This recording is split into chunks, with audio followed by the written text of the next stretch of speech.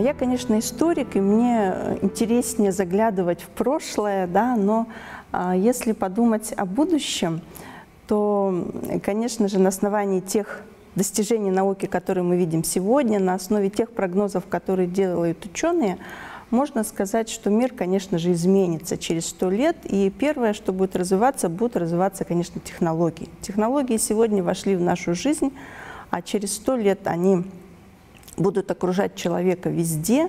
И я надеюсь, что мир будет развиваться по пути прогресса, то есть вот эти новые технологии, они будут способствовать развитию экономики, стиранию каких-то социальных границ. Надеюсь, что не будет такого резкого деления на бедных и богатых. То есть люди станут в целом жить лучше, будет развиваться экономика не только ведущих стран, но и всех стран мира. И этому будут способствовать как раз вот эти новые технологии. Но что будет развиваться? Будет развиваться искусственный интеллект, я думаю. Да? Искусственный интеллект имеет большое будущее. Будет развиваться процесс роботизации, наверное. Да? В результате исчезнут, я думаю, многие профессии, особенно связанные с физическим каким-то неквалифицированным трудом. Да? На смену человеку здесь, наверное, придет как раз роботы или вот какие-то новые технологии.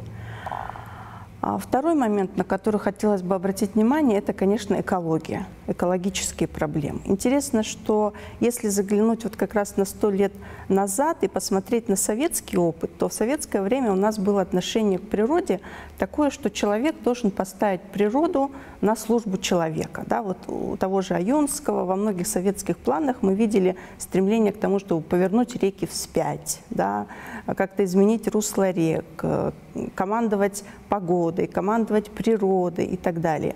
Но вот такое, может быть, где-то потребительское отношение к природе, да, вот сегодня сказывается в том плане, что у нас очень много существует экологических проблем.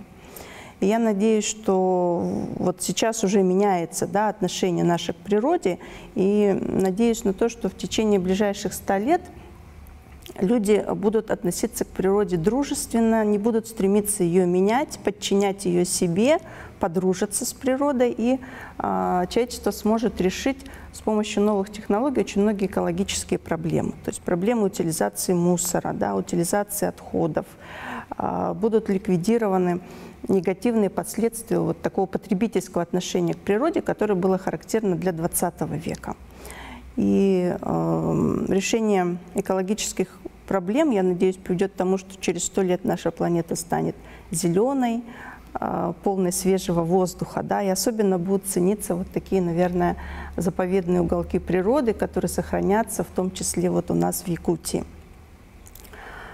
Но, с другой стороны, наверное, человек сможет как-то преодолевать вот эти проблемы сурового климата и так далее. Может быть, строительством каких-то новых городов под куполом, да, вот какими-то такими новыми способами. Я надеюсь, что жизнь людей в самых разных уголках планеты можно будет сделать комфортной и удобной.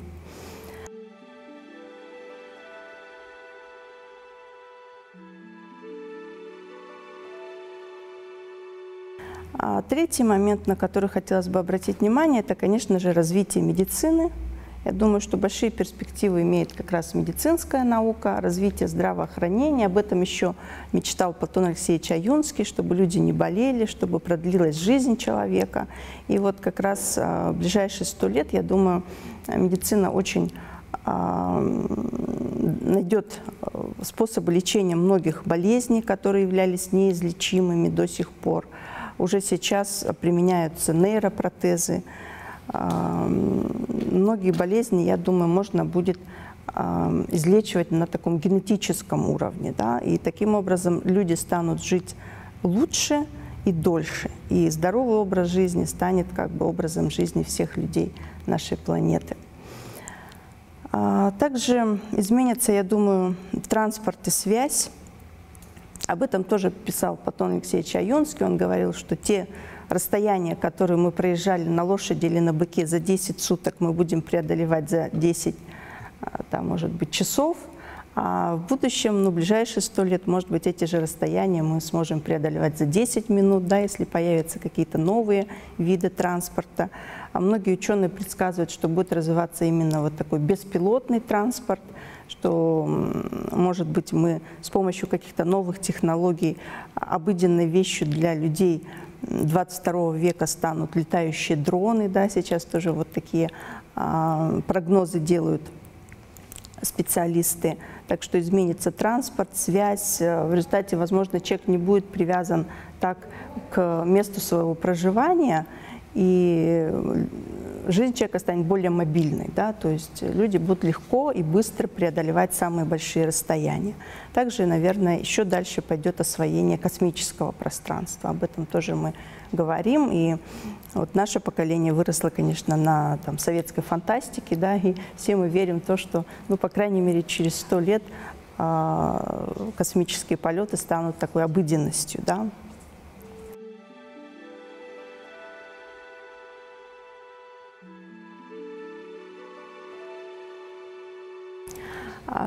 Самые большие изменения, мне кажется, произойдут в повседневной жизни человека, в быту. Человек всегда, все время, всю жизнь, с самого момента своего появления старается сделать свою жизнь комфортнее. Да? Изобретает колесо, изобретает велосипед, изобретает автомобиль. И сегодня уже в нашем быту есть очень много вещей, которые облегчают нашу жизнь, а лет через 100, наверное, ну, где-то, может быть, силой мысли, да, человек будет решать свои какие-то повседневные задачи и проблемы, завтрак, обед, уборка и так далее. А наверняка с помощью новых технологий появятся какие-то новые виды развлечений, какие-то вот новые хобби, новые возможности путешествий. И мне бы хотелось, конечно, чтобы вот эти новые возможности, которые откроются перед человеком, они были направлены не на какие-то, может быть, низменные инстинкты, да, а на то, чтобы человек старался стать как-то духовно богаче, да, изучал, может быть, прошлое.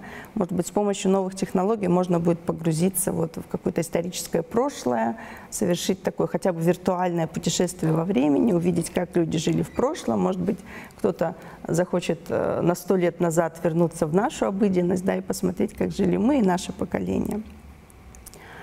Так что я думаю, что в повседневной жизни произойдут большие перемены, и здесь, наверное, многие связывают будущее человека в быту как раз с распространением, появлением 3D-принтеров, с помощью которых можно будет, может быть, там, распечатать еду, какие-то вещи, да, и этому будет способствовать развитию глобализации, то есть, наверное, изменится и торговля, да, то есть люди будут не приобретать какие-то вещи, а, может быть, приобретать модель и тут же распечатывать ее у себя дома на принтере, да, вот мне кажется, за этим будет будущее, вот такие глобальные перемены произойдут, конечно же, будет развиваться и еще дальше глобализация. Но обратной стороной, конечно, будет то, что в таких условиях сложно будет сохранять традиционную культуру, да, традиционные языки, к сожалению. Но надеюсь, что наши потомки смогут сохранить вот это богатое историко-культурное наследие, которое у нас сегодня есть. Но в целом мир через 100 лет мне хочется видеть таким добрым, счастливым, радостным. Но мы, как историки, конечно, должны быть прагматиками, и нужно сказать, что вот такой оптимистический прогноз, он будет возможен, если не случатся какие-то социальные катаклизмы, да, мировые военные конфликты или, может быть, природные катастрофы, которые могут, конечно, как-то помешать вот такому прогрессивному развитию человечества.